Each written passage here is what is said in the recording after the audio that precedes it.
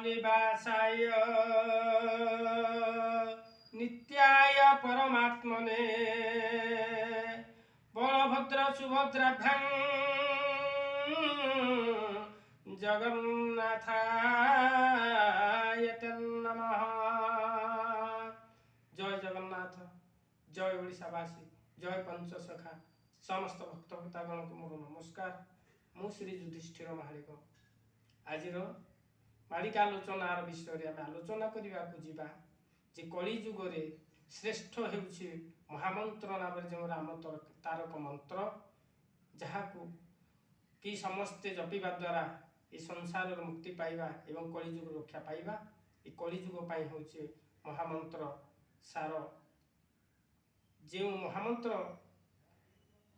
को श्रेष्ठ करा जाइछि बा कलिजुग मुक्ति पाइबा पाई ताकू निर्मित करा जाइछि सेही पंचसखा मध्य अन्यतम जी होती महापुरुष अच्युतानंद सेही महामंत्र को प्रमाणित करने को जाए प्रमाणित करिछन्ति नित्य राहासर 53 पृष्ठा बही से कौन प्रमाण करछन्ति जे आम्भे माने देखुछन्ति एही महामंत्र रे केतेक सर्वप्रथमे हरे कृष्ण कृष्ण कृष्ण हरे हरे हरे राम राम राम हरे हरे ये मंत्र को जप करछन्ति।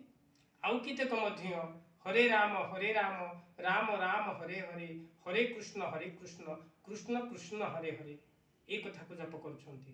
ताहले आम्भे जानिबा जे ई जो हरे कृष्ण हेउ किंबा हरे राम हो काहीकि एहा को प्रथम रे रखा जाइछि एवं भक्त भक्तक मध्य रे बेले बेले मध्य मतभेद देखा जाउछि।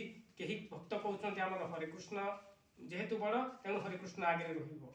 आउ केतेक भक्त कहउछन्ति हरे राम जेहेतु परम भक्त थिले एवं तृतीय जुगरे सर्वप्रथम जन्म होइथिले आगे तेणु राम आगे रहिबो। तेणु ए दुई मत को समाधान करिया को जाई जी पंचसखा मध्य अन्यतम अच्युतानंद महापुरुष से प्रभु या वर्णना करिया को जाई कौन करिसंती ना प्रमाण देइछंती नित्य राहास नामक बहिर 53 पृष्ठारे से कौन कहिसंती जी सर्वप्रथम कहिसंती जे हरे राम राम राम हरे हरे हरे कृष्ण कृष्ण कृष्ण हरे हरे एवं आउ केते कहउछंती हरे कृष्ण कृष्ण कृष्ण हरे हरे हरे राम राम राम हरे हरे।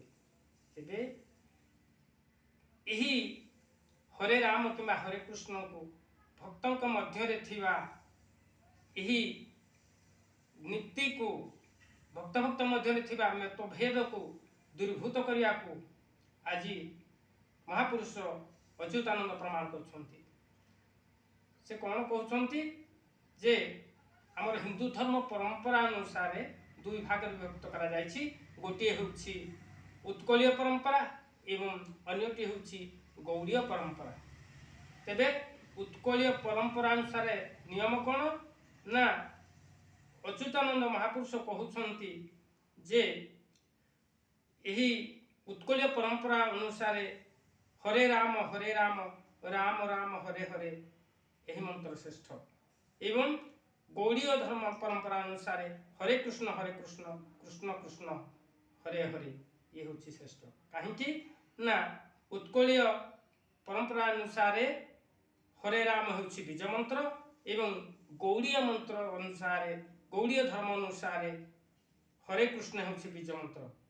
जेहेतु गौड़ीय मत अनुसार बीज मंत्र हला हरे कृष्ण एवं कृष्ण को आराधना कले तेणु गौड़ीय धर्मावलंबी माने महामंत्र आगे रखले हरे कृष्ण। किंतु उत्कलीय मंत्र अनुसार जेहेतु हरे राम होछि बीज मंत्र तेणु उत्कलीय धर्मावलंबी माने महामंत्र रे आगे रखिले हरे राम।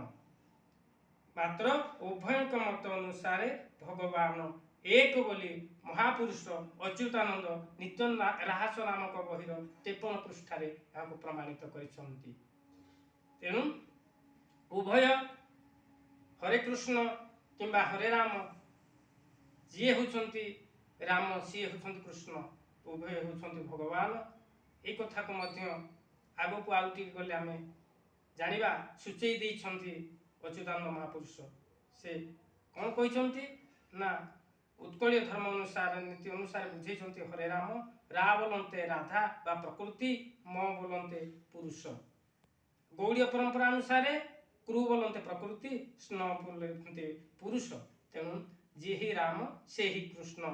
ତେଣୁ ଯେଉଁ କଳି ଯୁଗରେ ମହାମନ୍ତ୍ର ରହିଛି ରାମ ତାରକ ମହାମନ୍ତ୍ର ହରେ କୃଷ୍ଣ କୃଷ୍ଣ କୃଷ୍ଣ ହରେ ହରେ ହରେ ରାମ ରାମ ରାମ ହରେ ହରେ ଗୌଡ଼ୀୟ ମତ ଅନୁସାରେ ଇଏ ମଧ୍ୟ ଠିକ ଏବଂ ଉତ୍କଳୀୟ ନୀତି ଅନୁସାରେ ବା ଧର୍ମ ପରମ୍ପରା ଅନୁସାରେ ହରେ ରାମ ରାମ ରାମ ହରେ ହରେ ହରେ କୃଷ୍ଣ କୃଷ୍ଣ କୃଷ୍ଣ ହରେ ହରେ ଉଭୟଙ୍କ ଧର୍ମ ପରମ୍ପରା ନୀତି ଅନୁସାରେ ମହାମନ୍ତ୍ର ଠିକ ଏବଂ ସେ ଭଗବାନଙ୍କ ନାମ ମଧ୍ୟ ଠିକ ଭଗବାନ ମଧ୍ୟ ଏକ ଏ କଥା ମଧ୍ୟ ଠିକ। ଏଥିରେ କୌଣସି ଦ୍ୱିମତ ନାହିଁ ବୋଲି ମହାପୁରୁଷ ଅଚ୍ୟୁତାନନ୍ଦ ଏକଥାକୁ ପ୍ରମାଣିତ କରିଛନ୍ତି। ତେଣୁ ହେ ଭକ୍ତ ଭକ୍ତାଗଣ ଆପଣମାନଙ୍କୁ ଅନୁରୋଧ ରହିଲା ଏହି ମହାପୁରୁଷ ଅଚ୍ୟୁତାନନ୍ଦ ପ୍ରମାଣିତ କରିଥିବା ଏହି ମହାମନ୍ତ୍ରକୁ ସମସ୍ତେ ଜପ କରନ୍ତୁ ଏବଂ ଏହି ମହାକଳିର କରାଳ କବଳରୁ ରକ୍ଷା ପାଆନ୍ତୁ। ଆଶା କରି ଆପଣ ମାନେ ଏହାକୁ ସାଦରେ ଗ୍ରହଣ କରିବେ।